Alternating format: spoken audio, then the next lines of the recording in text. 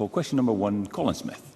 Thank you, Presiding Officer. To ask the Scottish Government what its response is to data from National Records of Scotland showing a rise in homelessness-related deaths since 2017.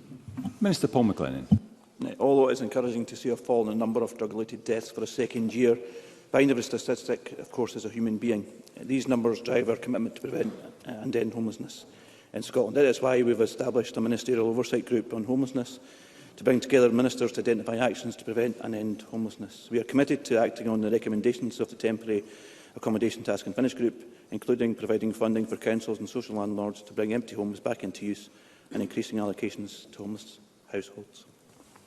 Colin Smith. Presiding Officer, in response to the Government's budget, the Scottish Federation of Housing Associations described the 26% cut in funding for house building as an absolute hammer blow for tackling homelessness. The Chartered Institute of Housing and Shelter both said it's devastating. Homes for Scotland said it's shocking. The Glasgow and West of Scotland Forum of Housing Associations said the Government's target for house building is now dead in the water. They can't all be wrong, can they, Minister? So will he tell us what will the impact be of the utter madness in cutting £200 million from the housing budget? How many more families will be homeless as a result of that cut, and how many more lives will be lost because of homelessness? Minister.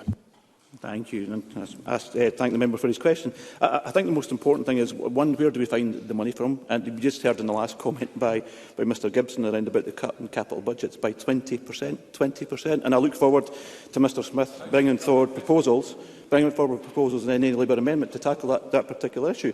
Now, of course, we didn't want to be in this position, of course, around about the reduction in the budget. But in terms of the key things that he's mentioned about homelessness, the homelessness budgets are being left intact in terms of that, and had discussions obviously with the likes of the local authorities that you mentioned, and also the Scottish Federation of Housing Associations, Homes for Scotland and so on around about that, and trying to maximise the opportunities around about that. So we will continue to work with them. We'll continue to work, as I said, with other organisations about how we maximise the opportunities around about the £60 million fund, for example, we announced earlier on this year, and around about acquisitions and allocations.